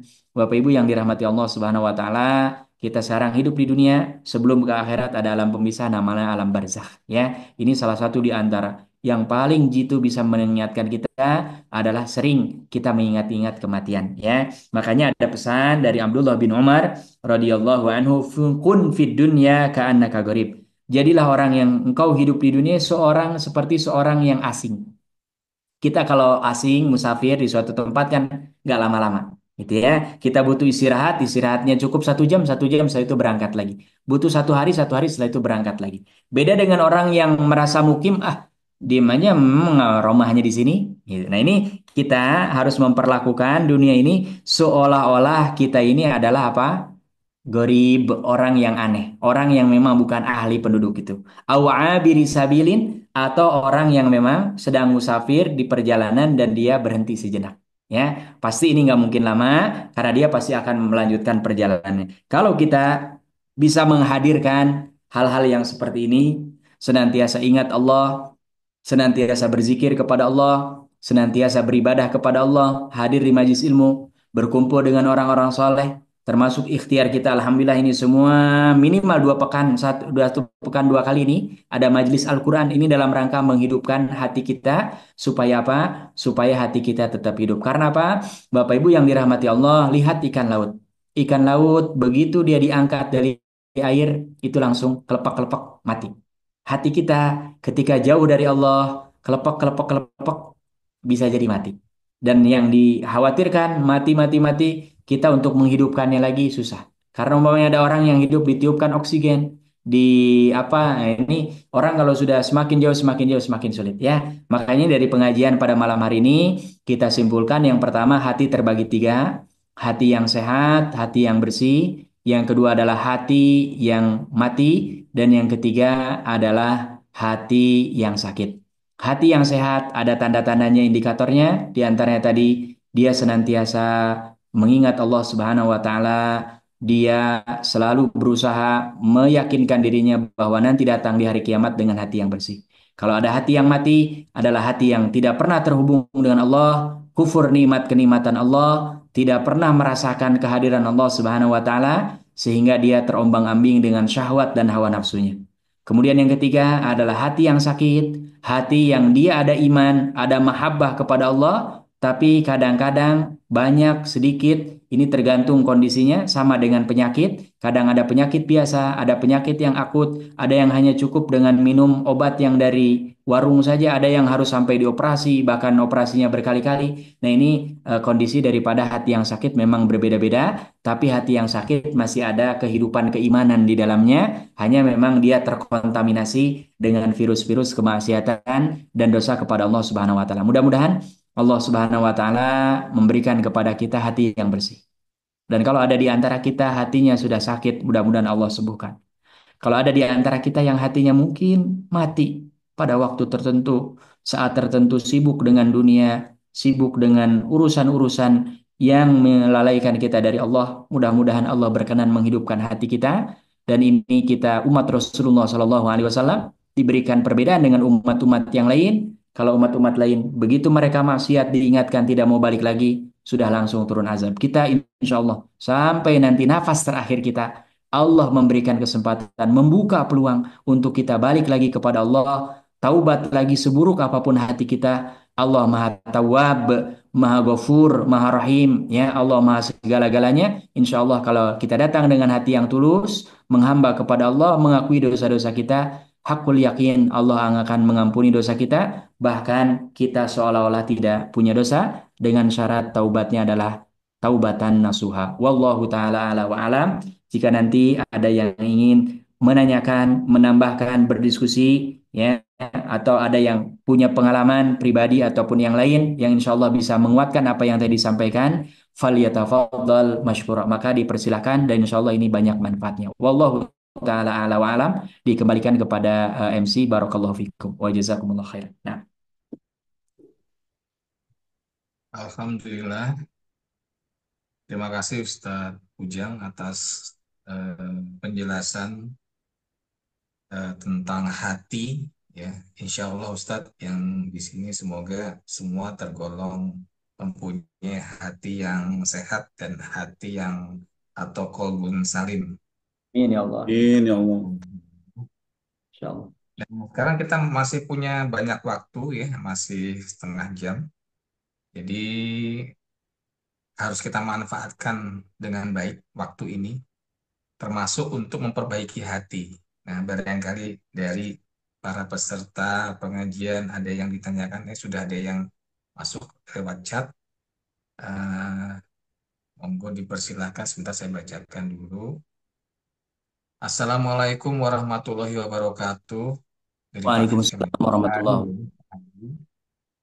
Izin bertanya Ustadz, apa hubungannya antara keadaan iman yang naik turun dan kondisi hati yang sakit? Jazakallahu khair. Ya.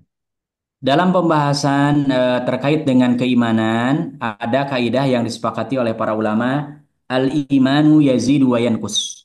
Keimanan itu fluktuatif. Kadang dia yazid bertambah, artinya keimanannya semakin kuat, wa yanqus, dan kadang-kadang apa? Berkurang. Orang kalau hatinya sakit, itu kecenderungannya akan yanqus. Ya. Karena tadi penyakitnya ini memang tergantung levelnya penyakit apa. Kalau orang umpamanya penyakitnya semacam sakit kepala yang hanya cukup dengan minum obat yang ada di warung, itu dengan istighfar umpamanya. Dengan dia wudhu, dengan dia sholat, dengan dia Jumat ke Jumat, Ramadan ke Ramadan, umroh ke umroh, puncaknya nanti haji, itu terhapus dengan sendirinya. Itu kalau penyakitnya biasa. Nah, kalau maradul kurubnya tingkat tinggi, ya, nauzubillah, umpamanya kiber, orang sombong, ya, seolah-olah dia karena umpamanya Allah titipkan harta, dia merasa seolah-olah eh, dia nggak punya harta, kok mau apa sakit juga gampang, tinggal bayar ke rumah sakit umpamanya, mau apa tinggal beli, mau. Nah, ini agak berat memang yang seperti itu, ya. Atau penyakit ujub, penyakit ria, penyakit sum'ah, ya, penyakit apa namanya, akhlak yang ada kaitannya dengan hati. Nah, ini memang biasanya butuh diagnosanya lama dan biasanya butuh untuk bisa dibersihkannya itu tadi. Orang kan kalau sudah penyakitnya parah biasanya harus di rongsen dulu. Setelah di rongsen dibaca oleh oleh dokternya ini penyakitnya ini, kemudian ada langkah selanjutnya sampai umumnya nanti kalau parah harus dioperasi gitu ya. Nah, tentu ini kalau sudah tingkatannya parah penyakitnya, maka besar kemungkinan orang ini akan keimanannya yankus, berkurang.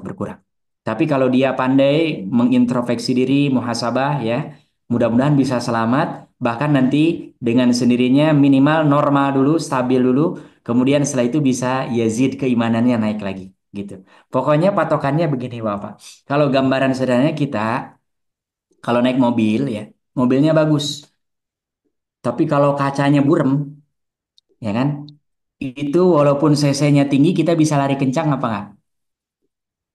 Kalaupun kita paksakan lari kencang, pasti nabrak, bahaya tuh. Kalau nggak nabrak, kena jurang. Kenapa? Kita nggak bisa lihat ke depan. Orang, walaupun Allah kasih potensi apapun yang ada dalam dirinya kebaikan, kalau dosa-dosanya nggak dihapus dulu tuh, itu mirip seperti tadi kaca, yang dia sebetulnya bersihin aja dulu kacanya, dia bisa lari kencang. Gitu. Nah, makanya ini harus dideteksi dulu. Penyakit hatinya ini apa? Apakah termasuk penyakit yang biasa-biasa saja, penyakit yang sedang, atau penyakit yang bahkan tingkatannya parah? Kalau yang sedang itu insya Allah, ya, ini banyak hadis-hadisnya, banyak ayat-ayatnya, bahkan dipahami oleh para ulama keseluruhan, amal soleh itu bisa menggugurkan dosa. Gitu ya. Istighfar, kita baca tasbih, baca takbir, sedekah, amal soleh termasuk pengajian ini ada penyakit-penyakit yang dengan sendirinya tergerus hilang. Gitu. Nah, ini penyakit biasa-biasa saja. Tapi ada penyakit-penyakit yang memang butuh tadi sampai diobati, sampai di rongsen, ada yang bahkan nauzubillah sampai harus dioperasi, bahkan mungkin harus diamputasi. Karena ini saking bahayanya, kalau ini ada, maka dia bisa merambah ke anggota tubuh yang lain, maka sampai harus diamputasi, dihilangkan demi menjaga supaya yang masih tersisa bisa diselamatkan, gitu ya. Jadi ini terkait dengan korelasinya, terkait dengan keimanan bertambah atau berkurang dengan hati ini amat sangat tergantung penyakit hatinya tingkatannya seperti apa, gitu ya. Tapi prinsipnya kalau hatinya kotor itu lebih dekat kepada yankus, imannya akan berkurang, berkurang, kecuali dia segera sadar, muhasabah dan kembali lagi kepada fitrahnya, yaitu senantiasa mendekatkan diri kepada Allah Subhanahu wa taala. Gitu. Itu mudah-mudahan yang bisa saya jawab. Nah, mudah-mudahan terjawab ini ya. Insyaallah. Alhamdulillah. Begitu Nah, Pak Ari. Ada pertanyaan lanjutan? nah, Kalau enggak ini ada dari Pak Warsono nih Ustaz. Pak Warsono nah. Aji di Semarang. Oh, Masya Allah. Assalamualaikum Ustaz. Mohon Waalaikumsalam diberikan warahmatullahi wabarakatuh. pencerahan terkait perbedaan hati yang sakit dan orang yang sakit hati. Hmm. Apakah karakter seseorang dipengaruhi kondisi hati seseorang itu? Hatur nuhun. Wassalamualaikum warahmatullahi wabarakatuh. Masya Allah ya. Apa hubungan antara orang yang hatinya sakit dengan orang yang sakit hati? Masya Allah ya. Betul. Ini memang Bapak Ibu yang dirahmati Allah, hati ini sensitif sebetulnya. Ya, makanya sampai tadi muncul istilah sakit hati. Hanya orang kalau hatinya bersih, dia bersikapnya akan berbeda dengan yang hatinya kotor. Orang kalau hatinya bersih, dia disakiti, umumnya dia tidak akan membalas dengan keburukan. Kalaupun membalas, dia tidak akan dengan kezoliman. Tapi dia membalas dengan yang memang diperbolehkan. Ini dalam Islam, dalam syariat kita, disebutnya al-mu'amalah bil misal. Memperlakukan orang persis seperti orang itu memperlakukan kita. Ya, ini boleh hukumnya. Umpamanya saya dicubit orang, ya kan? Siapa di sini bapak atau ibu-ibu yang kalau dicubit senang? Ada nggak? Pasti semua Dengan logika orang ya kalau Ustaz. hatinya normal pasti marah ya kan? Gitu. Nah, kita dalam syariat ini diperkenankan balas. Tapi cubitan kita harus sebanding sama nilainya dengan orang nyubit. Ya. Hanya umumnya kalau kita tanya diri kita masing-masing, kalau kita dicubit, kemudian balas, biasanya cubitannya lebih pelan apa lebih kencang itu? Bukan hanya lebih kencang, kadang-kadang orang nyubitnya sekali kita cubit lagi. Nah, itu sisanya itu yang bikin kita jadi dosa. Kalau umpamanya dia nyubit sekali, kita nyubit sekali dengan durasi yang sama, volume yang sama, interval yang sama, zero di hadapan. Nol, nol, udah, timpal. Tapi ini yang bahaya. Kita ini manusia biasanya gitu. Ketika hati kita tersakiti, membalas tadinya awalnya adalah ingin membalas dengan yang setimpal, malah kadang-kadang kita melampaui batas. Nah, inilah yang melampaui batas itu disebut dengan al-mujawazah atau dengan at-tughyan, ya, melampaui batas yang diperbolehkan. Makanya anjuran agama kita kalau disakiti orang tadi pilihan pertama boleh membalas, tapi yang lebih afdal, yang lebih utama, dan ini akan menjadi sarana tazkiyatun nufus membersihkan hati kita dan kita selamat di dunia sampai akhirat insyaallah adalah dengan memaafkan. Ya, jadi kalau kita kamu nih udah hitam, alhamdulillah ya Allah hitam gitu ya. Dan memang kita umpamanya kulitnya apa? Hitam. Hanya kita manusia kan walaupun kulitnya hitam jangan dibilang hitam lah, kurang putih begitu. Kadang-kadang ada orang yang kalau disebut hitam marah, tapi kalau disebut kurang putih senyum-senyum loh. Padahal sebetulnya mananya apa? Sama karena orang tadi punya hati. Nah, orang yang hatinya sudah sampai tingkatannya bersih, dia tidak terlalu banyak melihat penilaian orang, tapi dia yang lebih penting memastikan bagaimana penilaian Allah Subhanahu wa taala ya. Maka ini saya baca dalam kitab Minhajul Muslim ada kisah Zainal Abidin. Ya, ini salah satu cicitnya Rasulullah Sallallahu Alaihi Wasallam ketika beliau jadi gubernur atau khalifah ya. Pernah di tengah jalan ada orang mencela-cela gitu. Ini gubernur nggak benar. Pokoknya dia kayak marah-marah lah gitu ngomel-ngomel gitu ya. Akhirnya Zainal Abidin ini kan ada pembantu-pembantu, yang pembantu-pembantunya ini ngambek. Gimana tuannya, bosnya yang dikawalnya digitu-gitu sama orang ya kan? Apalagi ini dia orang pejabat gitu.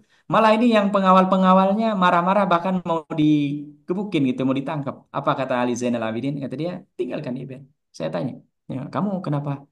Kalau umpamanya ada saya salah, tolong tunjukkan salahnya. Kalau kamu tadi menyebutkan saya buruk, sebetulnya keburukan saya jauh lebih buruk daripada apa yang kamu sebutkan. Tapi kalau ada hak kamu yang ada pada diri saya, belum saya sampaikan, tolong sebutkan biar saya tunaikan. Ternyata subhanallah, Bapak Ibu, orang ini hanya karena ada penyakit hatinya tuh dia. Jadi dia menyampaikan ini bukan karena benar memang dia nggak adil, nggak baik gitu ya. Tapi karena memang dia benci saja, hasut gitu, iri. Akhirnya apa? Subhanallah, orang hatinya bersih. Dia buka, dia punya jas. Jas orang Arab itu kan ada bagian luarnya tuh imam-imam di Masjidil Haram. Kemudian dia pakaikan ke orang ini. Ya. Kemudian dia bilang ke ajudannya, tolong ambil sekian dirham, hadiahkan kepada orang ini. Akhirnya apa? Bapak Ibu, orang ini malu semalu-malunya dan setelah itu jadi orang yang baik luar biasa. Nah, makanya ini kalau kita disakiti ya, ini boleh kita membalas tapi harus yang setimpal dan ini biasanya berat. Maka kalau kita ingin membersihkan hati kita termasuk yang qalbun salim adalah udah kita maafkan. Dan biasanya orang kalau menyebutkan keburukan kita sebetulnya kita lebih buruk dari apa yang diucapkan dia sebetulnya. Hanya hati kita yang nggak menerima, ego kita sebagai manusia kadang-kadang nggak menerima dan nggak mau dipertontonkan atau diucapkan secara verbal seperti itu, gitu ya. Kalau mau pakai bahasa yang sindiran, pakai apa? Makanya Nabi kita Nabi Muhammad SAW ketika melihat ada orang salah di antara para sahabat, beliau nggak pernah langsung menyebutkan kesalahan di depannya. Beliau selalu menggunakan diksi mabalu kaumin. Kenapa ada kaum di sana tuh? Padahal sebetulnya Rasulullah menegur nih yang ada di hadapannya gitu. Tapi beliau nggak pernah. Kenapa? Ini untuk menjaga dan orang kalau yang hatinya bersih ketika melihat kesalahan bukan ingin mempermalukan orangnya, tapi dia ingin menjadi tentara Allah, wasilah Allah, membawa kebaikan untuk orang ini sehingga dia tahu salahnya dan memperbaiki diri. Tapi kalau orang dia sudah dipermalukan umpamanya biasanya justru kecenderungannya bukan memperbaiki diri malah kadang-kadang malah ketagihan udah kadung nanggung gitu ya sehingga apa dia bukannya balik menjadi benar menjadi baik justru malah ada yang justru semakin buruk dan tambah buruk nauzubillah gitu ya jadi ini terkait dengan hati yang sakit ya jadi seperti itu kalau kita ingin hati kita terjaga jangan layani kita perbanyak istighfar minta ampun kepada Allah dan yakin kalau hati kita bersih dan merenung celaan orang, hinaan orang, kita sebetulnya lebih hina dari apa yang mereka ungkapkan. Tapi aib kita banyak ditutup oleh Allah. Kesalahan-kesalahan kita banyak yang tidak dilihat oleh mata makhluk Allah. Sehingga orang kalau yang hatinya bersih, dia akan berusaha menjaga hatinya dengan tidak mengotori apalagi sampai membalas dengan hal yang lebih buruk sehingga akan bertambah kotor, yang ada justru dia akan introspeksi diri dan memperbaiki diri, bahkan bukan hanya itu, dia berbuat ihsan kepada orang yang menyebutkan keburukan-keburukannya. Wallahu taala ala wa alam, mudah-mudahan terjawab. Mungkin Ustadz ada penjelasan mengenai yang pertanyaan kedua tadi Ustadz. Apakah karakter seseorang dipengaruhi oleh kondisi hati seseorang itu? Jadi tentang karakter seseorang ya Ustadz. Masya Allah. Ya, ini yang kedua sudah barang tentu ya. Tadi di mukadimah di awal hati ini raja, komandan. Ya. Kalau yang namanya tentara kan tergantung apa? Komandannya. Bahwa yang namanya ikan busuknya itu dari kepala, ya kan? Nah ini kepalanya yang ada dalam anggota tubuh kita yang melekat kita ini hati. Jadi kalau hatinya sudah busuk itu ke yang lain tuh mudah menjalar. Hanya tadi memang tingkatan busuknya itu seperti ada yang busuknya kan sedikit kan gak mungkin sampai. Tapi kalau yang busuknya parah itu bisa memang parah gitu ya. Jadi ini orang kalau dengan hatinya. Orang yang akhlaknya tidak terpuji bisa dipastikan itu ada masalah dengan hatinya. Orang yang tidak tunduk patuh kepada Allah dan Rasul-Nya bisa dipastikan dia ada masalah dengan hatinya. Karena hati yang bersih, hati yang suci, dia akan muncul dalam perilaku-perilaku. Makanya dalam keyakinan kita, akidah Ahlussunnah wal Jamaah, yang namanya iman itu adalah meyakini dengan hati, diucapkan dengan lisan, dan terlihat nampak dalam perilaku dan keseharian. Gitu. Jadi ketika tiga-tiganya ini serasi berarti keseimpannya mendekati kesempurnaan. Tapi semakin ada perbedaan-perbedaan, kan suka ada istilah di kita. Ini orang haji tapi korupsinya jalan terus. Ini orang hajinya rajin tapi Spanyolnya separuh nyolong gitu. Ya, pokoknya ada apa aja dia di separuh-separuh bagi dua. Ini jatah saya ini. Nah, ini dia berarti ada masalah gitu. Dan itu awalnya pasti masalahnya dari apa? Dari hati. Hati apa? Dia merasa oh, nggak diawasi ini, nggak ada pengawas. Dia tidak merasa diawasi oleh Allah gitu. Karena orang yang nggak dia merasa diawasi oleh Allah, hatinya pasti apa? Penyakit. Dan itu pasti akan berpengaruh kepada tingkah lakunya. Makanya dalam banyak Al-Quran, sholat yang baik adalah sholat yang mencegah pelakunya dari perbuatan keji dan munkar. Kata Rasulullah, tidak ada puasa. Tidak ada puasa bagi orang yang dia tetap nggak makan, nggak minum, tapi dia masih berbuat dusta. Ngomongnya bohong terus, semua nggak ada benernya, bohong aja terus. Kata Rasulullah, nggak ada puasa orang seperti ini. Artinya apa? Ini puasanya tidak berdampak. Kenapa? Masalahnya berarti dia hanya puasanya seolah-olah hanya yang penting tidak makan, tidak minum. Padahal orang yang berpuasa harusnya juga menahan dari perbuatan yang tercela, yaitu apa? Berbuat bohong. Makanya Rasulullah sampai murang, tidak ada puasa, tidak ada puasa bagi orang yang masih berkata bohong. Itu, wallahu taala. Itu ya. Jadi ada korelasinya sangat kuat karena hati ini sebagai pimpinan, komandan, rajanya, presidennya, dia tentu yang punya otoritas untuk menentukan pilihan, mengarahkan kemana, dan ini yang lainnya pasti akan mengikut apa yang ada kata hati. Wallahu taala a'la wa a'lam. Nah, Terima kasih Ustaz. ya. Selanjutnya mungkin ada yang bertanya, Bapak-bapak dan Ibu sekalian di sini.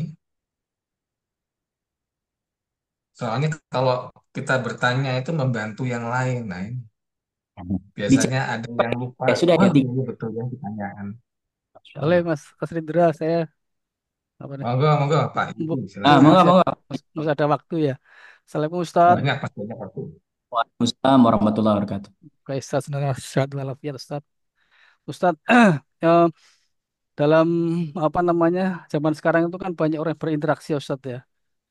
Itu ada beberapa hal sering kadang sering kadang apa namanya kita jumpai. Misalkan nih, berinteraksi bisa menyebabkan satu seorang itu jadi gampang marah gitu ya. Nah ini gimana Ustaz ya? Berso, ber, bersosial yang bagus sehingga tidak apa ya hasilnya tidak merusak kondisi pertemanan misalkan jatuh tidak baperan gitu kan. Yang kedua, pujian Ustadz. Terkadang pujian itu bisa mempengaruhi seseorang yang beramal udah bener nih ya. Ketika dipuji jadi hatinya yang tadinya ikhlas jadi rusak sebenarnya Ustadz. Yang dikhawatirkan menjadi rusak juga amalnya. Nah, untuk pujian ini gimana Ustadz adab memuji yang baik dan bagaimana kita ketika dipuji? Kira-kira seperti itu, Ustadz. Sehingga amalnya terjaga dengan keikhlasan. Gitu, Insya Ustadz. Allah. Ini dua pertanyaan. Yang satu baperan, yang satu karena pujian. Ya, ya. Yang pertama terkait dengan interaksi sosial ya, tentu kalau kita mengisolasi diri sama sekali kan nggak mungkin ya. Walaupun dalam konsep tazkiyatun nafs ada yang namanya uzlah. Uzlah itu kita memisahkan diri dari orang. Dan ini kita lakukan ketika umpamanya kita sering ketemu orang bukan nambah iman, tapi justru malah nambah dosa. Nah ini orang yang seperti ini jangan terus. Umpamanya tiap ketemu ini nambah dosa lagi, ketemu ini dia kurangi jumlah pertemuannya. Kalau sampai tingkatannya parah, bahkan kalau perlu nggak ketemu, itulah namanya uzlah, gitu ya. Nah, tapi kalau dalam hal-hal yang sifatnya tadi karakter pribadi, ya, supaya tidak merusak hati, maka kita harus tahu karakter masing-masing. Umpamanya kalau ada orang yang dia kalau ditegur nggak bisa pakai bahasa langsung, jangan pakai bahasa langsung, pakai bahasa sindiran, bahasa tidak langsung. Atau ada orang yang memang ditegur itu kalau nggak langsung dia nggak ngerti-ngerti dan dia kalau ditegur langsung malah paham dan senang gitu. Maka perlakukan seperti itu. Makanya ini kaidahnya dalam berdakwah, termasuk ini dalam bermuamalah, kata Rasulullah dalam sebuah riwayat, khatibin nas ala qadri ukulihim. Ya, berbicara, berinteraksi dengan orang ini sesuai dengan kemampuan akalnya masing-masing. gitu ya. Jadi kalau ada orang yang senang ya, dia merasa berinteraksinya nyaman dengan cara A, maka kita pakai cara A gitu ya. Kalau dia cara B, cara B, tentu yang jadi patokan utama adalah ini diperkenankan tidak dalam syariat. Tapi ini karena babnya bab muamalah, saya kira banyak keleluasaan-keleluasaan ya, tidak diatur ketat dalam agama kita. Kita bisa punya pilihan-pilihan alternatif yang memungkinkan banyak. Beda kalau dalam bab akidah, bab ibadah itu memang sempit ya, kita untuk berimprovisasi sesuatu yang baru dan sebagainya karena memang sebagian besar sudah baku. Tapi dalam bab muamalah terkait dengan interaksi sosial, ini memang kita bisa melakukan beberapa pendekatan. Dan dalam sebuah hadis Rasulullah SAW menyebutkan seorang muslim, dia yang berinteraksi dengan orang banyak, tapi dia tetap dalam keimanan itu lebih baik daripada muslim yang dia keimanannya baik tapi nggak pernah interaksi dengan orang. Karena apa, orang yang nggak interaksi dengan orang kan nggak ada tantangannya, gitu. Makanya kata Rasulullah lebih baik tuh mereka yang keimanannya terus terjaga, tapi dia berinteraksi dengan orang, gitu. Dan para sahabat begitu, mereka nggak hanya tinggal di masjid aja, nggak pengajian aja, mereka ada yang bisnis, ada yang jualan, ada yang jadi gubernur, ada yang jadi wali kota, ada yang jadi pejabat, tapi hati mereka senantiasa dijaga dan dikondisikan. Nah, ketika kita memang sudah tidak sanggup, maka tadi ada solusi namanya dalam tadzkiyatun nufus tadi yang disebut dengan uzlah. Kita menyendiri, memisahkan diri sampai betul-betul kita memastikan bahwa kita tidak terkontaminasi. Gitu ya, ini yang pertama. Terkait dengan yang kedua, yang pertama baperan, yang kedua apa tadi lupa, masya Allah, tabarakallah. Ujian, Ustaz. Pujian ya, pujian. Ini pujian ini juga bahaya sebetulnya. Makanya dalam Islam kita tidak boleh memuji berlebihan. Ya, memuji berlebihan nggak boleh. Kita kalau memuji apa adanya boleh. Ya, dan itu niatkan dalam rangka apa? Kita wa amma bi ni'mati rabbika fahaddits. Ya, menyebutkan kenikmatan-kenikmatan Allah yang ada pada diri kita atau saudara kita. Tapi kalau memuji umpamanya orang ini sebetulnya pencapaiannya A, kita tambahkan A, B, C, D. Nah, ini nggak boleh nih. Ini sudah melebih-lebihkan. Makanya nggak boleh. Dan orang yang dipuji harus sadar. Yang namanya orang celaka gara-gara kesalahan itu sedikit. Orang banyak celaka, termasuk dalam bab hati ini justru gara-gara apa? Terlalu banyak pujian. Ya, gambaran sederhananya, kalau dalam apa namanya ilustrasi saya, monyet itu rata-rata yang jatuh bukan karena topan, tapi gara-gara angin sepoi-sepoi. Karena monyet kalau anginnya kencang dia pegangan tuh kencang tuh, ya kan? Nah, tapi ketika ada angin sepoi-sepoi dia tiba-tiba tangannya lepas, pluk, jatuh gitu. Nah, kita nih kalau yang senang dipuji ya, pujian, pujian, pujian awalnya mungkin tadi tahadus bin ni'mah, tapi lama-kelamaan ketika over, nah ini bisa berubah tuh. Yang namanya pujian bisa jadi apa? Ini yang akan merongrong penyakit kita. Termasuk seperti yang tadi dicontohkan, orang dia sudah beramal berusaha ikhlas, ketika dipuji, nah kadang-kadang merusak. Nah, makanya dalam Islam ada anjuran umumnya sedekah yang paling baik itu adalah sedekah yang disembunyikan ketimbang sedekah yang dinampakkan. Walaupun dinampakkan tidak ada masalah. Ya, karena dia ria atau tidak, sum'ah atau tidak itu kan urusan hati. Dan boleh jadi dalam saat-saat tertentu bahwa mempertontonkan sedekah untuk tujuan baik itu juga bahkan dianjurkan. Bahwamanya memotivasi orang, mengajak orang gitu. Dan kita tadi tidak boleh menghubungi kalau orang, oh ini dia ingin disebut namanya, dikenal ahli sedekah, ya, nggak boleh. Karena yang namanya niatan itu adanya dalam hati, gitu ya. Tapi kalau kita pelakunya harus pastikan kalaupun kita melakukan umpamanya sedekah kita diumumkan, seperti di beberapa masjid kan yang disebut Bapak Haji ini, bahkan rumahnya nomor berapa gitu ya. Ada yang minta tuh disebutkan sampai begitu. Nah, ini kita juga tidak bisa menilai kalau dia memang haus pujian atau apa, ya. Tapi prinsipnya sebisa mungkin kita harus sadar diri, dengan kita dipuji orang, derajat kita juga tidak naik, gitu ya. Kita apa adanya. Dengan kita dihina orang juga ya kita sesuai dengan kondisi kita, keimanan kita, amal soleh kita itu yang ada dalam timbangan Allah Subhanahu wa taala. Makanya kita kalau dipuji orang, kita ucapkan apa? Alhamdulillahirabbil alamin. Kita dicela orang, juga kita ucapkan apa? Alhamdulillahirrahmanirrahim. Karena bagi kita, penilaian orang, opini orang, selama yakin, hakul yakin, kita meyakini ini sudah sesuai, on the track di jalan Allah, maka kita akan jalan terus, terserah mau dipuji, mau dihina, mau dibilang apa. Karena kita memang yang dicari adalah siapa? Ridhonya Allah Subhanahu wa taala. Dan Bapak Ibu, kalau ridhonya manusia nggak akan selesai-selesai. Ya, nggak akan saya. Pekan lalu saya ngajar pelajaran bahasa Arab. Ada kisah seorang bapak-bapak dengan anak kecil. Dia naik keledai. Pas lewat satu kampung, bapaknya naik, anaknya yang megang ini keledai. Apa kata orang kampung ini? Ini bapak nggak punya kasih sayang.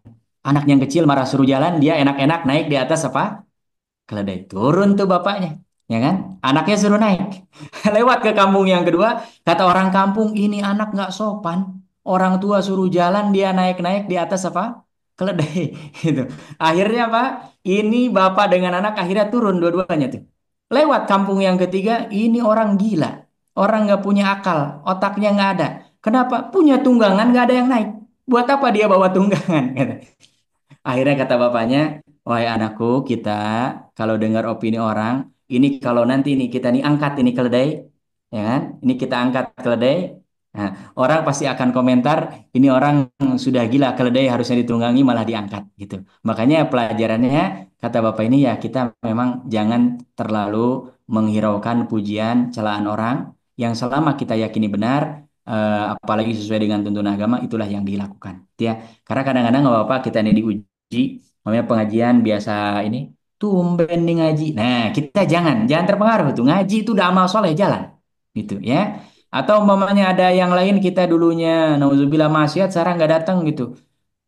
Lu udah so suci, sekarang udah lain. Nah, kadang ada yang begitu tuh. Ya, kita jangan tertarik lagi. Jangan ke bawah lagi. Karena kita jauh dari kemaksiatan itu adalah pilihan yang benar. Gitu ya. Mau orang muji, mau orang menghina. Kalau itu dilarang Allah, kita hindari, gitu ya. Nah, sehingga apa? Insya Allah dengan seperti itu, maka insya Allah hati kita mudah-mudahan masuk ke kategori kolbun salim, hati yang bersih, hati yang sehat, hati yang senantiasa hidup, karena memang kita senantiasa mengingat yang maha hidup yaitu siapa?